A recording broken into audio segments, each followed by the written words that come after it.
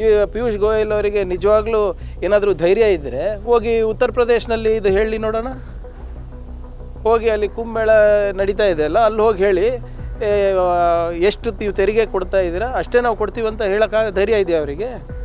ಕೇಂದ್ರ ಸರ್ಕಾರ ಗುಜರಾತ್ ಮೇಲೆ ಏನೋ ದೊಡ್ಡ ಇದು ಎಹಸಾನ್ ಮಾಡ್ತಾಯಿಲ್ಲ, ಅವ್ರೇನೋ ಅವ್ರ ಮಾವನ ಮನೆಯಿಂದ ತಂದು ಕೊಡ್ತಾ ಇದ್ದಾರಾ ಅಂತ ಕೇಳೋದು. ಅಂದರೆ ಈ ಪಿಯೂಷ್ ಗೋಯಲ್ ಅವರು ಇವಾಗ ಏನೋ ಅವ್ರ ಮಾವನ ಮನೆಯಿಂದ ತಂದು ಕೊಡ್ತಾ ಇದ್ದಾರಾ?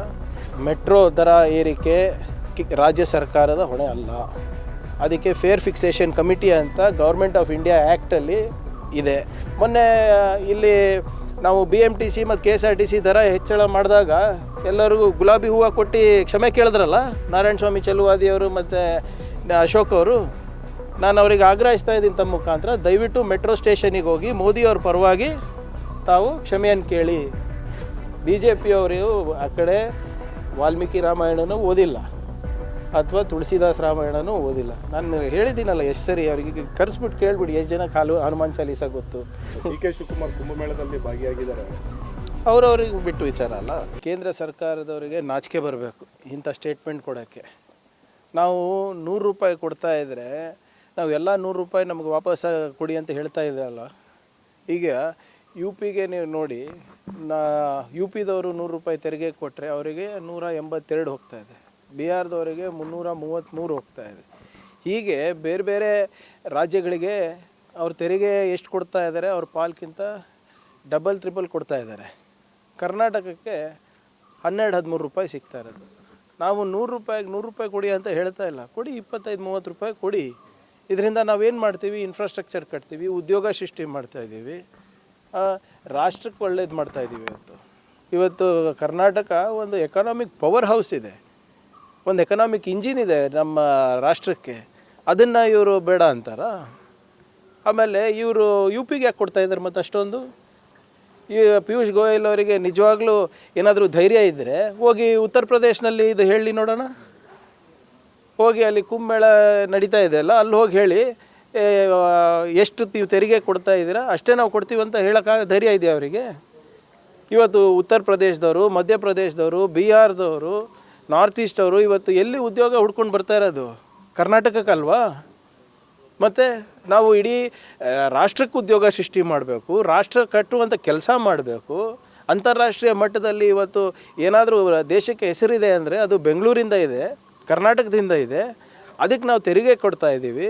ಅದರ ಒಂದು ಸ್ವಲ್ಪ ಪಾಲು ಹೆಚ್ಚು ಮಾಡಿ ಅಂತ ಹೇಳಿದ್ರೆ ಇವ್ರ ಮಾಮನ ಮನೆ ಕೊಡ್ತಾ ಇದ್ದಾರೇನ್ರಿ? ಇದೇ ವಿಚಾರ ನೀವು ಬೇಕಾದರೆ ಮೋದಿಯವರು ಗುಜರಾತ್ ಚೀಫ್ ಮಿನಿಸ್ಟರ್ ಇದ್ದಾಗ ಇದು ಹೇಳಿದ್ದು. ಕೇಂದ್ರ ಸರ್ಕಾರ ಗುಜರಾತ್ ಮೇಲೆ ಏನೋ ದೊಡ್ಡ ಇದು ಎಹಸಾನ್ ಮಾಡ್ತಾಯಿಲ್ಲ, ಅವ್ರೇನೋ ಅವ್ರ ಮಾವನ ಮನೆಯಿಂದ ತಂದು ಕೊಡ್ತಾ ಇದ್ದಾರಾ ಅಂತ ಕೇಳಿದ್ರು. ಅಂದರೆ ಈ ಪಿಯೂಷ್ ಗೋಯಲ್ ಅವರು ಇವಾಗ ಏನೋ ಅವ್ರ ಮಾವನ ಮನೆಯಿಂದ ತಂದು ಕೊಡ್ತಾ ಇದ್ದಾರಾ? ಕನ್ನಡಿಗರ ಬೆವರು ಬೇಕು, ಕನ್ನಡಿಗರ ದುಡಿಮೆ ಬೇಕು, ಅವರ ತೆರಿಗೆ ಬೇಕು, IT ಬೇಕು, GST ಬೇಕು. ಸ್ವಲ್ಪ ಹೆಚ್ಚು ಕೊಡ್ರಿ, ಉದ್ಯೋಗ ಸೃಷ್ಟಿ ಮಾಡ್ತೀವಿ ಅಂದರೆ ಇಷ್ಟೆಲ್ಲ ಕೇಳಬೇಕು ನಾವು ಮಾತು. ಸೊ ಅದರಿಂದ ಇದಕ್ಕೆ ಉತ್ತರ BJP ಸಂಸದರು ಕೊಡಬೇಕಾಗ್ತದೆ. ಮಾತು ಮುಂಚೆ ಮೋದಿದು ಮನ್ ಕಿ ಬಾತು, ಪರೀಕ್ಷೆ ಪೇ ಚರ್ಚಾ ಅದೆಲ್ಲ ಮಾಡ್ತಾರಲ್ಲ, ಇದ್ರ ಬಗ್ಗೆನೂ ಹೇಳಿ ನೋಡೋಣ. ಆ ಪ್ರತಿಭಟನೆದ ಅವಕಾಶ ಇಲ್ಲ. ಇದು ನೋಡಿ ಸ್ವಲ್ಪ ಅತಿಯಾಗಿದೆ. ನಾವು ಅವ್ರು ಹೇಳಿದ್ದೆಲ್ಲ ಕೇಳಿದ್ದೇವೆ. ಹಿಂದಿನ ಸರ್ಕಾರದಲ್ಲಾದಂಥ ಲೋಪಗಳನ್ನು CAG ರಿಪೋರ್ಟು ಬಂದಿದೆ. ನಾವು ಕಾನೂನಾತ್ಮಕ ಮಾಡಬೇಕಾದ್ರೂ ಕೂಡ ಹೀಗೆ ಬ್ಲ್ಯಾಕ್ ಮೇಲ್ ಮಾಡೋದು ಎಷ್ಟು ಸರಿ?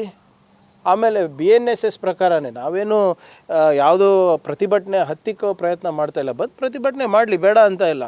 ಪದೇ ಪದೇ ವಿಷ ಸೇವಿಸ್ತೀವಿ ಅಂತ ಹೇಳೋದು, ವಿಷ ಕುಡಿತೀವಿ ಅಂತ ಹೇಳೋದು 226 ಇದು ಏನು B ಇದ್ರ ಪ್ರಕಾರ ಇಟ್ ಈಸ್ ಅ ಕ್ರೈಮ್. ಈಗ ನಾವು ಏನು ಮಾಡಿದ್ದೀವಿ ಅಂತ ನಮ್ಗೆ ಬ್ಲ್ಯಾಕ್ ಮೇಲ್ ಮಾಡ್ತಾ ಇದ್ದಾರೆ. ಕಾನೂನ ಪರವಾಗಿ, ಸಂವಿಧಾನದ ಪರವಾಗಿ ನಾವು ನಿಂತಿದ್ದೀವಿ ಅಂತ ಇವತ್ತು ಇಷ್ಟು ಬ್ಲ್ಯಾಕ್ ಮೇಲ್ ಮಾಡ್ತಾ ಇದ್ದಾರೆ. ಅವ್ರು ನಿಜವಾಗ್ಲೂ ಪ್ರತಿಭಟನೆ ಮಾಡಬೇಕು ಅಂದರೆ BJP ಕಚೇರಿ ಮುಂದೆ ಪ್ರತಿಭಟನೆ ಮಾಡಬೇಕು. ಇವತ್ತು ಅವರ ಒಂದು ಲೋಪದಿಂದ ಪಾಪ ಇವತ್ತು ಅವರಿಗೆಲ್ಲ ತೊಂದರೆ ಆಗಿದೆ. ನಾವು ಅದು ಲೋಪಗಳನ್ನು ಸರಿಪಡಿಸ್ತಾ ಇದ್ದೀವಿ. ಇಲ್ಲದ್ರೆ ಒಂದು ಕೆಲಸ ಮಾಡಿಬಿಡ್ಲಿ, BJP ಅವ್ರು ಯಾವಾಗಲೂ ಮಾತಾಡ್ತಾರಲ್ಲ ಇದ್ರ ಬಗ್ಗೆ, ಯಾವ ಕಾನೂನು ಅಡಿನಲ್ಲಿ ನಾವು ಅವರಿಗೆ ದುಡ್ಡು ಕೊಡ್ಬೋದು ಅದನ್ನು ನಮ್ಗೆ ತಿಳಿಸ್ಲಿ, ಅದು ನಾನು ಮಾಡ್ತೀನಿ. ಹೌದು, ಇಂಥ ಕಾನೂನು ಅಡಿನಲ್ಲಿ, ಇಂಥ ರೂಲ್ ಅಡಿನಲ್ಲಿ, ಇಂಥ ಯೋಜನೆ ಅಡಿನಲ್ಲಿ ನೀವು ಕೊಟ್ಬಿಡಿ, ಇಂಥ ದುಡ್ಡು ಕೊಟ್ಬಿಡಿ, ಪಾವತಿ ಮಾಡಿಬಿಡಿ ಅಂತ ಹೇಳಿದ್ರೆ ಪಾವತಿ ಮಾಡಿಬಿಡ್ತೀನಿ. ಅದು ಇದು ಬಿಟ್ಟು ಇದರಲ್ಲಿ ರಾಜಕೀಯ ಮಾಡೋದು ಸರಿಯಲ್ಲ. ಆಮೇಲೆ ಕಾಂಟ್ರಾಕ್ಟರ್ಗಳಿಗೂ ನಾವು ಮನವಿ ಮಾಡ್ಕೊಂಡಿದ್ದೀವಿ. 1 ವರ್ಷದಿಂದ ತನಿಖೆ ನಡೀತಾ ಇದೆ. ಎಷ್ಟು ವರ್ಷ, ಕೋಟ್ಯಾಂತರ ರೂಪಾಯಿ. ಇವರು 430-40 ಕೋಟಿ ರೂಪಾಯಿದು ಆಡಿಟ್ ಅಬ್ಜೆಕ್ಷನ್ ಆಗಿದೆ. ಯಾರು ದುಡ್ಡಿದು? ಕನ್ನಡಿಗರ ದುಡ್ಡು, ತೆರಿಗೆ ದುಡ್ಡು, ನಿಮ್ಮ ದುಡ್ಡು. ಸುಮ್ಮನೆ ಹಾಗೆ ಕೊಟ್ಬಿಡು ಅಂತ ಹೇಳಿದ್ರೆ ಅದಕ್ಕೇನು ಆ ನಿಯಮಗಳಿಗೆ ಏನು ಗೌರವ ಇದೆಯಾ? ಇಲ್ಲ. ಸೊ ಅದರಿಂದ whatever it is to be done by law ಅಷ್ಟೇ. ಈಗ ಪ್ರತಿಭಟನೆ ಮಾಡಲಿ ಸರ್, ಬೇಡ ಅಂತ ಇಲ್ಲ. ಆದರೆ ಪ್ರತಿಭಟನೆ ಆಹ್ವಾನ ಮೆಸೇಜ್ನಲ್ಲಿ ಏನಿದೆ? ವಿಷ ಬಾಟಲ್ ತೊಗೊಂಡು ಬನ್ನಿ, ಅದು ಮಾಡಿ ಇದು ಮಾಡಿ ಅಂದರೆ ಏನರ್ಥ? ಈಗ ನಮ್ಮಿಂದ ಏನಾದರೂ ಲೋಪ ಆಗಿದೆಯಾ? ಹೌದು, ನಮ್ಮ ಸರ್ಕಾರ ಬಂದ ಮೇಲೆ ಇಂಥ ಲೋಪ ಆಗಿದೆ, CAG ಆಡಿಟ್ ರಿಪೋರ್ಟ್ ತಪ್ಪು, ನೀವು ಸರ್ಕಾರದ ದುಡ್ಡು ಹೆಂಗೆ ಬೇಕಂಗೆ ಕೊಟ್ಬಿಡಿ ಅಂತ ಹೇಳಿಬಿಟ್ರೆ ನೀವು ಹೇಳಿ, ಯಾವ ಕಾನೂನು ಅಡಿನಲ್ಲಿ ಕೊಡ್ಬೋದು ಹೇಳಿ, ಅದು ಕೊಡ್ತೀವಿ ನಾವು. ನೋಡಿ, ಮೊದಲನೇದಾಗಿ ಮೆಟ್ರೋ ದರ ಏರಿಕೆ ರಾಜ್ಯ ಸರ್ಕಾರದ ಹೊಣೆ ಅಲ್ಲ. ಅದಕ್ಕೆ ಫೇರ್ ಫಿಕ್ಸೇಷನ್ ಕಮಿಟಿ ಅಂತ ಗೌರ್ಮೆಂಟ್ ಆಫ್ ಇಂಡಿಯಾ ಆ್ಯಕ್ಟಲ್ಲಿ ಇದೆ. ಇದಕ್ಕೆ ಏನಿದ್ರು ಕೂಡ ಕೇಂದ್ರ ಸರ್ಕಾರ ಜವಾಬ್ದಾರಿ. ತಮಗೆ ನೆನಪಿದ್ರೆ PC ಮೋಹನ್ ಅವರು ಮತ್ತು ತೇಜಸ್ವಿ ಸೂರ್ಯ ಅವರು ಜನವರಿ ಎಂಡ್ನಲ್ಲಿ ನಾವು ಮೋದಿ ಸರ್ಕಾರಕ್ಕೆ ಮನವಿ ಮಾಡ್ಕೊಂಡಿದ್ದೇವೆ, ಇದು ಏನೋ ಈ ದರ ಏರಿಕೆಯನ್ನು ನಾವು ಮುಂದೆ ಹಾಕಲಿಕ್ಕೆ ನಾವು ಮನವಿ ಮಾಡ್ಕೊಂಡಿದ್ದೆ, ಅದು ಶಿಫಾರಸನ್ನು ಒಪ್ಪಿದ್ದಾರೆ ಅಂದ್ಬಿಟ್ಟು ಧನ್ಯವಾದ ಅಂತ ಹೇಳಿರಲಿಲ್ವೇನ್ರಿ? ಅವಾಗ ತಾತ್ಕಾಲಿಕವಾಗಿ ಮುಂದೆ ಹಾಕಿದ್ದಕ್ಕೆ ಧನ್ಯವಾದ ಅಂತ ಹೇಳಿದ್ರು. ಈಗ ಏರಿಸಲಿಕ್ಕೆ ಅದು ಯಾರ ಜವಾಬ್ದಾರಿ? ಅವಾಗ ಮೋದಿ ಸರ್ಕಾರದ ಹೆಸರು, ಇವಾಗ ನಮ್ಮ ಹೆಸರು. ಅದೇ ನ್ಯಾಯ? ಮೊನ್ನೆ ಇಲ್ಲಿ ನಾವು BMTC ಮತ್ತು KSRTC ದರ ಹೆಚ್ಚಳ ಮಾಡಿದಾಗ ಎಲ್ಲರಿಗೂ ಗುಲಾಬಿ ಹೂವು ಕೊಟ್ಟು ಕ್ಷಮೆ ಕೇಳಿದ್ರಲ್ಲ, ನಾರಾಯಣ ಸ್ವಾಮಿ ಚೆಲುವಾದಿಯವರು ಮತ್ತು ಅಶೋಕ್ ಅವರು. ನಾನು ಅವ್ರಿಗೆ ಆಗ್ರಹಿಸ್ತಾ ಇದ್ದೀನಿ ತಮ್ಮ ಮುಖಾಂತರ, ದಯವಿಟ್ಟು ಮೆಟ್ರೋ ಸ್ಟೇಷನಿಗೆ ಹೋಗಿ ಮೋದಿಯವ್ರ ಪರವಾಗಿ ತಾವು ಕ್ಷಮೆಯನ್ನು ಕೇಳಿ.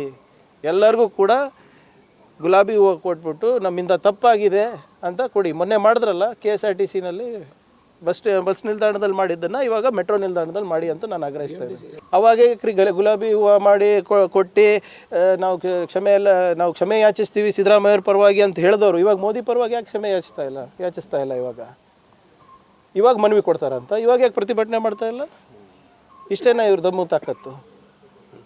ಸಿದ್ದರಾಮಯ್ಯ ಅವ್ರ ಪರವಾಗಿ, DK ಶಿವಕುಮಾರ್ ಅವ್ರ ಪರವಾಗಿ ಗುಲಾಬಿ ಹೂವು, ಮೋದಿಯವ್ರು ಮಾಡಿದಾಗ ಮನವಿ ಪತ್ರ. ಇದೇನು ನ್ಯಾಯ? ಎಲ್ಲೋದ್ರು ಅವ್ರು ಸಂಸದರೆಲ್ಲರೂ. ಸೊ ಅದರಿಂದ ಏನಿದ್ರು ಕರೆಕ್ಟಾಗಿ ಮಾಡಲಿ. ಮಹಾರಾಷ್ಟ್ರದಲ್ಲಿ 15% ದರ ಏರಿಕೆ ಮಾಡಿದ್ರು. ಯಾರು? Transport same public transport for ಬಸ್ಸಸ್ಸಿಗೆ. ಅವಾಗ ಇವ್ರು ಏನಂದಿಲ್ಲ. ಮಹಾರಾಷ್ಟ್ರದವರು ಶಕ್ತಿ ಮಾಡೆಲನ್ನು ತಿಳ್ಕೊಳ್ಳಿಕ್ಕೆ ಮೊನ್ನೆ ಬಂದಿದ್ರೆ ಇಲ್ಲ, ಆದರೆ ಇದು ಯಶಸ್ವಿಯಾಗಿ ನಡೀತಾ ಇದೆ ಅಂತ ತಾನೇ ಮಾಡ್ತಾ ಇರೋದು. ಸೊ ಇವತ್ತು ಕರ್ನಾಟಕ ಮಾಡೆಲನ್ನು ಫಾಲೋ ಮಾಡ್ತಾ ಇರೋದು ವಿನಃ BJP ಗೌರ್ಮೆಂಟ್ಗಳು ಬೇರೆ ಕಡೆ ಗುಜರಾತ್ ಮಾಡೆಲ್ ಫಾಲೋ ಮಾಡ್ತಾ ಇಲ್ಲ. ನೋಡಿ, ವಾಲ್ಮೀಕಿ ರಾಮಾಯಣ ಏನಿದೆ ಅದರಲ್ಲಿರುವಂಥ ಅಂಶಗಳೇ ಬೇರೆ ಇದೆ, ತುಳಸಿದಾಸ ರಾಮಾಯಣನೇ ಬೇರೆ. ಹಾಗೆ ಹಲವಾರು ರಾಮಾಯಣಗಳು ಬರೆದಿದ್ದಾರೆ. ಆ ಎಲ್ಲ ವರ್ಷನ್ಸು ಬೇರೆ ಬೇರೆ ಅವ್ರವ್ರಿಗೆ ಅನಿಸಿಕೆ ಪ್ರಕಾರ ಇರುತ್ತೆ. ಮಹಾದೇವಪ್ಪ ಅವರು ಅಷ್ಟೇ ಹೇಳಿರೋದು. ಒರಿಜಿನಲ್ ರಾಮಾಯಣ ಬೇರೆ ಇದೆ. ಇವಾಗ ಪ್ರಸ್ತುತವಾಗಿ ಚಾಲ್ತಿನಲ್ಲಿ ಇವತ್ತೇನು ಇವರೆಲ್ಲ BJP ಅವ್ರು ಹೇಳ್ಕೊಂಡು ನೋಡ್ತಾರೆ ಅದು ಬೇರೆದಿದೆ ಅಂತ. BJP ಅವರು ಆ ಕಡೆ ವಾಲ್ಮೀಕಿ ರಾಮಾಯಣನೂ ಓದಿಲ್ಲ ಅಥವಾ ತುಳಸಿದಾಸ್ ರಾಮಾಯಣನೂ ಓದಿಲ್ಲ. ನಾನು ಹೇಳಿದ್ದೀನಲ್ಲ ಎಷ್ಟು ಸರಿ, ಅವರಿಗೆ ಕರೆಸ್ಬಿಟ್ಟು ಕೇಳಿಬಿಡಿ ಎಷ್ಟು ಜನಕ್ಕೆ ಹನುಮಾನ್ ಚಾಲೀಸ ಗೊತ್ತು, ಎಷ್ಟು ಜನಕ್ಕೆ ಅವರ ಇತಿಹಾಸ ಗೊತ್ತು, ವೀರ್ ಸಾವರ್ಕರಿಗೆ ವೀರ್ ಅಂತ ಬಿರುದು ಹೇಗೆ ಸಿಕ್ತು, ಅವೆಲ್ಲ ಹೇಳ್ತಾರಾ? ಹೇಳೋದಿಲ್ಲ. ಸುಮ್ಮನೆ ಎಲೆಕ್ಷನ್ ಬಂದಾಗ ಮಾತ್ರ ಇವರಿಗೆ ಅಷ್ಟೇ ಇದು ರಾಮಾಯಣ ಮೇಲೆ ಪ್ರೀತಿ, ಅದ್ರ ಮೇಲೆ ಪ್ರೀತಿ. ಅವರಿಗೆ ರಾಮಾಯಣ ಬೇಕು, ಆದರೆ ಯಾರು ಬರ್ದಿರೋದೆ ಆ ಸಮುದಾಯದ ವಾಲ್ಮೀಕಿ ಬೇಡ ಅವರಿಗೆ ಅಂಥ ವ್ಯವಸ್ಥೆನಲ್ಲಿ ಇದ್ದೀವಿ ಇವತ್ತು ನಾವು. DK ಶಿವಕುಮಾರ್ ಕುಂಭಮೇಳದಲ್ಲಿ ಭಾಗಿಯಾಗಿದ್ದಾರೆ, ಅವ್ರವ್ರಿಗೆ ಬಿಟ್ಟು ವಿಚಾರ ಅಲ್ಲ. ಈಗ ಕುಂಭಮೇಳದಲ್ಲಿ ಹೋಗಿ ಅವ್ರಿಗೆ ಮನಃಶಾಂತಿ ಸಿಗುತ್ತೆ ಅಂತ ಅವರಿಗಿದೆ. ನಾವು ಹೋಗಿ ನಮ್ಮ ಕಾಂಗ್ರೆಸ್ ನಾಯಕರಿಗೆ ಬಿಟ್ಟಿದ್ರೆ ನಮ್ಗೆ ಮನಃಶಾಂತಿ ನಮ್ಗೆ ಸಿಗುತ್ತೆ, ಅದು ತಪ್ಪೇ ಇದೆ. ಅವ್ರವ್ರಿಗೆ ಆಧ್ಯಾತ್ಮಿಕವಾಗಿ ಬಾಬಾ ಸಾಹೇಬ್ ಅಂಬೇಡ್ಕರ್ ಅವರು ಭಾಳ ಸ್ಪಷ್ಟವಾಗಿ ಹೇಳಿದ್ದಾರೆ, ಭಕ್ತಿ ಅನ್ನೋದೇನಿದೆ ಒಬ್ಬ ಮನುಷ್ಯಗೆ ಭಾಳ ಇಂಪಾರ್ಟೆಂಟ್ ಇದೆ. ಆದರೆ ಆ ಭಕ್ತಿ ಏನಿದೆ ಅದು ಆಧ್ಯಾತ್ಮಿಕವಾಗಿರ್ಬೋದು. ನಿನಗೆ ದೇವಸ್ಥಾನಕ್ಕೆ ಹೋಗಿ ನಿನಗೆ ನೆಮ್ಮದಿ ಮನಃಶಾಂತಿ ಸಿಗ್ತಾಯಿದ್ರೆ ಹೋಗಿ, ಕುಂಭಮೇಳನಲ್ಲಿ ಹೋಗಿ ನೀವು ಮುಳುಗಿದ್ರೆ ನಿಮಗೆ ನೆಮ್ಮದಿ ಸಿಗ್ತಾಯಿದ್ರೆ ಮಾಡಿ, ನಿಮಗಿಲ್ಲಪ್ಪ ಮನೆಯಲ್ಲೇ ಕುಂತು ನೀವು ಧ್ಯಾನ ಮಾಡಿದ್ರೆ ಸಿಕ್ಕಿದ್ರೆ ಮಾಡಿ, ಅದು ನಿಮಗೆ. ಆದರೆ ಆ ಭಕ್ತಿ ಏನಿದೆ ಆಧ್ಯಾತ್ಮಿಕವಾಗಿರಬೇಕು. ಆ ಭಕ್ತಿ ವ್ಯಕ್ತಿ ಮೇಲೆ ಬರಬಾರ್ದು ಅಂತ ಭಾಳ ಸ್ಪಷ್ಟವಾಗಿ ಬಾಬಾ ಸಾಹೇಬ್ ಅಂಬೇಡ್ಕರ್ ಅವರು ಕೊನೆಯ ಭಾಷಣದಲ್ಲಿ ಹೇಳಿದ್ದಾರೆ. ಪುಣ್ಯಸ್ನಾನ ಮಾಡಿದ್ರೆ ಬಡತನ ಹೋಗಲ್ಲ ಅಂತ ಖರ್ಗೆ ಅವರು ಹೇಳಿದ್ರು. ಹೌದು, ಎಲ್ಲಿ ಹೋಗುತ್ತೆ ಈಗ ಡಿ ಕೆ ಶಿವಕುಮಾರ್ ಈ ತರ ಪುಣ್ಯಸ್ನಾನ ಹೋಗಿ ಮಾಡಿದ್ರೆ ಇಲ್ಲಿ ನೋಡಿ, ಅದು ಅವ್ರಿಗೆ ಬಿಟ್ಟಿರೋದು. ಮಾಡಬೇಡಿ ಅಂತ ಹೇಳಿದ್ರ ನೋಡಿ, ನಿಮ್ಮ ಭಕ್ತಿಯನ್ನು ನೀವು ರಾಜಕೀಯವಾಗಿ ಯೂಸ್ ಮಾಡ್ತಾ ಇದ್ದೀರಾ ಅಂತ ತಾನೇ ಹೇಳ್ತಾ ಇರೋದು. ಹೌದಾ ಇಲ್ಲ? ನೀವು ಮೋದಿಯವರಿರ್ಬೋದು, ಶಾ ಅವರಿರ್ಬೋದು, ಈಗ ಎಲ್ಲನೂ ಕೂಡ ನಿಮ್ಮ ಆಧ್ಯಾತ್ಮಿಕ ಭಕ್ತಿ ಏನಿದೆ ಅದು ರಾಜಕೀಯವಾಗಿ ಬಳಸ್ಕೊತಾ ಇದ್ದರೆ ಅದಕ್ಕೆ ಆಕ್ಷೇಪ ಇದೆ. ಪ್ರಾಣ ಪ್ರತಿಷ್ಠಾಪನೆ ಮಾಡಬೇಕಾಗಿತ್ತು ಯಾರ್ರೀ? ರಾಮ ಮಂದಿರದಲ್ಲಿ ಶ್ರೀಗಳು ಮಾಡಬೇಕಾಗಿತ್ತು ತಾನೆ. ಯಾರು ಮಾಡಿದ್ಯಾರು? ಶಂಕರಾಚಾರ್ಯ ಅವ್ರು ಹೇಳಿದ್ರು, ನಾನಲ್ಲ. ಶಂಕರಾಚಾರ್ಯ ಅವ್ರು ಹೇಳಿರೋದಲ್ವಾ? ಅದು ಮಾಡ್ತಾ ಇರೋದು ತಪ್ಪು, ಇನ್ನು ಕನ್ಸ್ಟ್ರಕ್ಷನ್ನೇ ಮುಗ್ದಿಲ್ಲ, ಪ್ರಾಣ ಪ್ರತಿಷ್ಠಾಪನೆ ಹೆಂಗೆ ಮಾಡ್ತಾ ಇದ್ರೆ ಇದು ಸರಿಯಲ್ಲ ಅಂತ ಹೇಳಿದ್ದು ಯಾರು? ಕಾಂಗ್ರೆಸ್ನವರ? ಶಂಕರಾಚಾರ್ಯ ಅವ್ರು ಹೇಳಿದ್ರು. ಈಗ ಶಂಕರಾಚಾರ್ಯ ಮಾತನ್ನು ಮೀರ್ತಾರೆ ಇವರು? ಮೀರಿದಾರಲ್ಲ.